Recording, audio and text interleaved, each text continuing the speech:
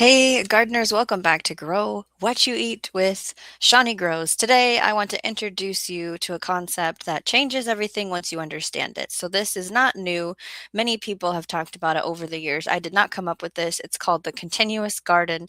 It's about when you plant, how often you plant, and whether your garden feeds you for a week or for an entire season. So, most gardeners experience something like a boom and bust cycle. You plant everything in May, you harvest like crazy in July, you're overwhelmed in August with watering and weeds, and by September, it's quiet. There's no more food. The beds are empty, the momentum slows, and dinner goes back to the grocery store. But what if the goal wasn't one big harvest? What if the goal was steady harvests? That's where this continuous garden comes in. It means three things. Excuse me. There's always something growing. There is always something almost ready, and there is always something planned next. This is not chaos. This is not overplanting.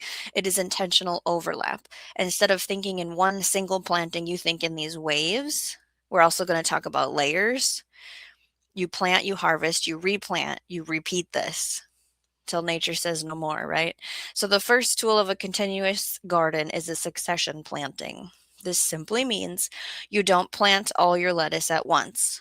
You plant some today, some in 2 weeks from now, and then 2 weeks from that. Another form of succession planting is when you transplant the baby lettuce in the garden, you can direct seed lettuce at the same time, and that's a form of succession planting. So this works beautifully with, like I said, the lettuce for sure, spinach if you can stand it, radishes, bush beans, carrots, cilantro. Another form of succession sowing that I like to use is, let's say it's carrots, but you choose different days to maturity varieties.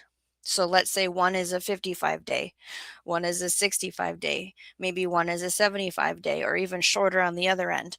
Planting them all at once in their own blocks, then you have a harvest at a different time. Each one comes into harvest within a couple weeks of each other, depending on the weather. We've all been there where we wrote down the days to maturity for a harvest and we go to look and it's not actually there at that time. So please keep in mind the weather. So the second tool to this garden concept is using the quick maturing crops. Some crops grow fast enough to fit between the bigger ones. So, for example, while your tomatoes are small, excuse me, you can grow radishes, baby greens, green onions in that space. So, by the time the tomatoes are up and bushing out, we've already harvested out those greens, radishes, and green onions. You're harvested, you're harvesting the food from that space that otherwise would have sat empty, waiting for that tomato to grow up and mature and give you fruit. So this is how small gardens act bigger than they are. There is a planting for the seasons concept. So in one bed in the spring, putting in peas, letting the peas grow up.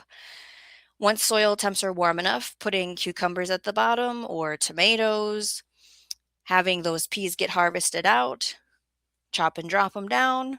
Now those cucumbers and tomatoes will grow big, and then planting things at the base. We're also going to talk about this third tool, interplanting. That means growing crops together intentionally, something large, something small, something slow, something fast, deep rooted and shallow rooted. So if I were to pull out an example, we have this lovely book that I read every year, The Living Soil Handbook, The No-Till Grower's Guide to Ecological Market Gardening by Jesse Frost, who is the host of the Farmers Jesse's No-Till Market Garden podcast. In his book on page 185, this is what I'm talking about. So different root systems for each plant. There's shallow rooted, deep rooted, and strong lateral growth. So there's a lettuce growing underneath a tomato and a celery growing by it. They can live together because they have different root systems. So there's many examples of this. Shallow rooted crops, arugula, basil, beans, bok choy, cabbage. Deep rooted crops, asparagus, beets, carrots, fava beans. It goes on and on. I'm not going to read the whole thing to you, but that's what I'm talking about. Knowing the root system helps you determine how to put them together. So tomatoes with lettuce, cabbage and cilantro, peppers with basil, dent corn with pole beans, and then the winter squash at the bottom is one of those famous examples that we always hear about. You stop thinking in rows, you start thinking in layers. The fourth piece is seasonal overlap. So instead of pulling everything when summer ends, which I swear everybody does around here, okay, in Minnesota Zone 5A, I'm like, where's your fall gardens, guys? You need to be planting for fall. So while you're harvesting tomatoes, you're starting the spinach, the kale, the turnips, the fall crops, the fall carrots. I have a whole list of what I grow that I'll be showing on the channel over at Shawnee Grows. In July, I start planting the fall plants, right? Even though it's the middle of summer. So then when the summer is slowing down and the fall is just beginning, I have this little window before the frost is going to come and it's going to snow. The garden never feels empty then. There's always something transitioning in it, and we're using nature's refrigerator in the fall. So we need to get these plants to maturity before then because we're losing sunlight hours and we're losing temperature. But when you put these things together, succession planting, the quick crops, interplanting, and seasonal overlap, you build this rhythm. And rhythm is what feeds families, not one giant zucchini harvest, okay, but steady ingredients for steady meals. A continuous garden feeds you in seasons, not just in moments. So this week, I want you to look at your bed, your garden plot, your container, and ask yourself, can this space produce more than once? Can I plant something after this? Can I stagger this planting? Can I interplant something? That's how a garden shifts from a hobby to a food system.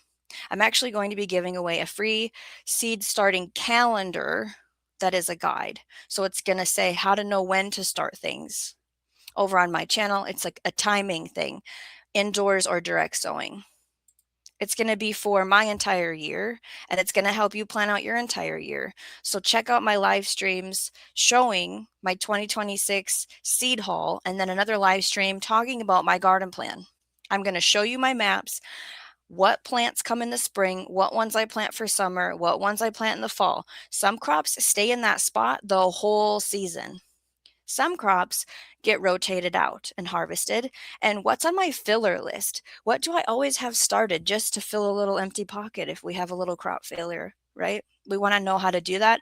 I'm going to explain it all. Check out my live streams to see that. And then in the description of the ones I've mentioned, there will be that link for that free printable for the seed starting calendar schedule guide. So until next time, remember, grow what you eat and eat what you grow.